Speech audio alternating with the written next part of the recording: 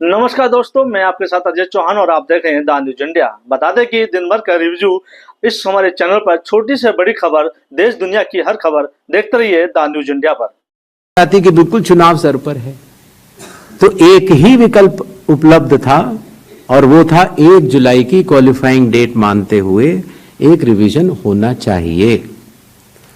दूसरा विषय, तो इंटेंसिव रिवीजन क्यों, एसएसआर क्यों नहीं? ये बात मैं आप लोग ही तो कह रहे हो कि एसएसआर में इतना गहन परीक्षण नहीं हुआ, इसीलिए कई त्रुटियां पाई गईं जो कि अब इन्यूमरेशन फॉर्म से आ रही हैं। दरअसल एसआईआर ही तो है जो इन सारे आरोपों का जवाब है।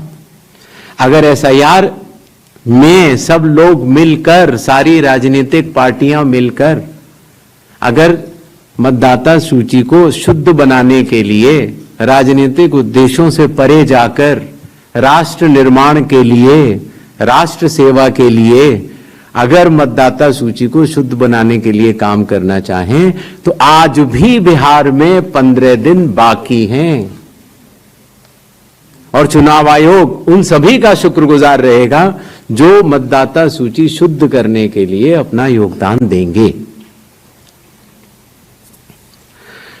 ये बात कही गई कि किसी एक राज्य से, उड़ीसा से या उत्तर प्रदेश से कुछ शिकायतें की गई। बात वहीं की वहीं है।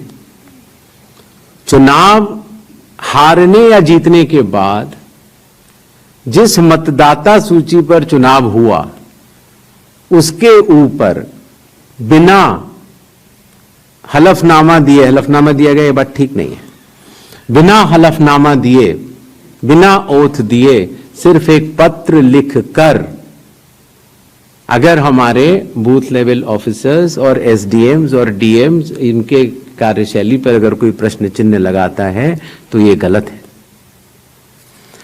एक सवाल जो मैं पिछली बार जवाब नहीं दे पाया था कि साहब जो ये एसआईआर बिहार में चल रहा है उसमें कितने लोगों के डॉक्यूमेंट आ गए, कितने लोगों ने रिकमेंड किया, किस बूथ लेवल क्या रिकमेंड किया, डाटा लेने की कोशिश तो हो रही है।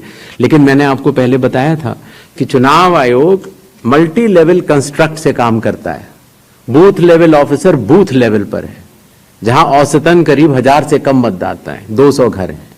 उसके ऊपर आता है बूथ लेवल सुपरवाइजर जो 10 बूथ लेवल ऑफिसर के ऊपर काम करता है।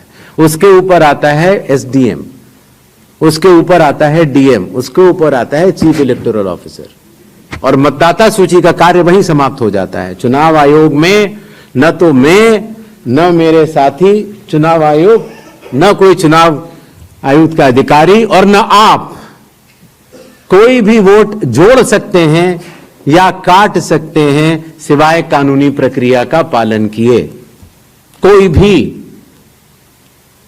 तो आपको इस बात को समझना होगा कि इस कंस्ट्रक्ट में, जो डिसेंट्रलाइज कंस्ट्रक्ट है, इसमें बूथ लेवल ऑफिसर ने जब किसी मतदाता से डॉक्यूमेंट्स लिए या उसने दिए तो कितने डॉक्यूमेंट्स लिए, क्या उसको रिकमेंड किया या नहीं किया, यह सारा विषय अभी भी एसडीएम स्तर पर विचाराधीन है, जिसका निर्णय 30 सितंबर तक आएगा।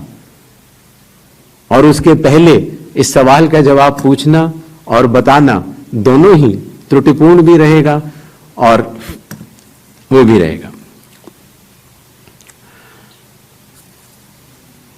अगर आप आधार के बारे में आपने बोला, माननीय सुप्रीम कोर्ट का स्पष्ट आदेश है कि जो लोग एग्रीव्ड हैं, जो लोग ड्राफ्ट सूची से एग्रीव्ड हैं, वो लोग अपने इन्यूमरेशन फॉर्म को आधार के साथ जमा कर सकते हैं और चुनाव आयोग उस बात को मानता भी है, उसका पालन भी करता है। आई होप आप सबके काफी प्रश्नों का हम लोग जवाब दे पाए होंगे।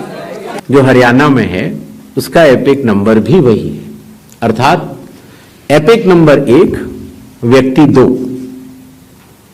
जब ये सवाल उठा लगभग मार्च 2025, जब हम लोगों ने उसके ऊपर चर्चा की और उसको हम लोगों ने पूरे देश भर में सुलझाया, लगभग ऐसे 3 लाख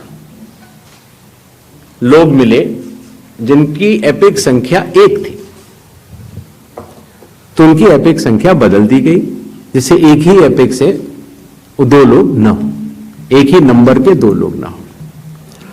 दूसरी तरह की डुप्लीकेसी ऐसे आती है जब एक ही व्यक्ति का एक से ज्यादा जगह मतदाता सूची में नाम हो और उसका एपिक नंबर अलग हो, अर्थात व्यक्ति एक, एपिक अनेक। पहले वाली स्थिति यह थी एपिक एक, व्यक्ति अनेक। तो एपिक एक, व्यक्ति अनेक की समस्या तो चुनाव आयोग ने पहले सुलझा ली, लेकिन जब यह विषय आया कि एक ही व्यक्ति और उसके कई एपिक्स हैं, तो कुछ केसेस में जब शिकायत आई तो हम लोगों ने तहकीकात की, तो यह समझ में आया कि जो व्यक्ति, जैसे मैंने आपको बताया था कि अगर वो गांव में रहता था तो वहां उसका एक जगह नाम था, फिर वो शहर में आया, फिर वो वहां से चलते चलते दिल्ली या बंबई पहुंच गया और उसने अपना पुराना नाम डिलीट नहीं कराया। पहले यह संभव नहीं था। 2003 से पहले नाम अगर आपको पुरानी जगह से कटवाना है तो कोई वेबसाइट नहीं थी इलेक्शन कमीशन की जिसमें एक ही जगह सारा डेटा हो। हर स्टेट की अलग अलग वेबसाइट थी। तो नतीजा, अगर आप पटना से चल के दिल्ली आ चुके हैं और आप पटना का वोट कटवाना चाह रहे थे तो आप एक पत्र लिख सकते हैं।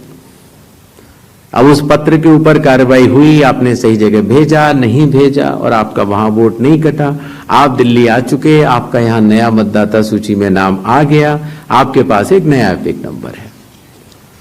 तो 2003 से पहले चूंकि तकनीकी सुविधा अवेलेबल नहीं थी, तो इस तरह के बहुत लोग जो माइग्रेट कर करके अलग अलग जगह गए, उनके नाम कई जगह आ गए। फिर एक ये सवाल उठा कि फिर उसको आज की तारीख में तो वेबसाइट है, कंप्यूटर है, उसको आप सेलेक्ट करके हटा सकते हैं।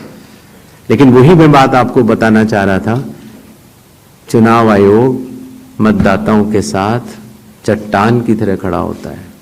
अगर किसी के कहने से मैं आपका वोट काट दूं या किसी के कहने से मैं ये मानूं कि पीयूष जी के नाम के, अगर आपको अंदाजा न हो तो अगर पीयूष जी के नाम को अगर आप 100 करोड़ में सर्च करेंगे तो आपको हजारों लोग मिलेंगे। अब कौन से पीयूष जी का नाम काटा जाए, कौन से पीयूष जी दो हैं ये? तो अगर इसको जल्दीबाजी में किया जाएगा तो किसी भी मतदाता का नाम गलत कट सकता है। इसलिए शायद पिछले 20 सालों में टेक्नोलॉजी तो थी, लेकिन टेक्नोलॉजी का उपयोग करके किसी का मतदाता सूची से नाम काटा जाए, ये गलत होगा। नमस्कार दोस्तों, मैं आपके साथ अजीत चौहान और आप देख रहे हैं द न्यूज इंडिया। देश प्रदेश की हर छोटी बड़ी खबर हमारे चैनल पर देखते रहिए। हम आपको दिखाते रहेंगे नई नई बड़ी बड़ी खबरें अपने द न्यूज इंडिया चैनल पर।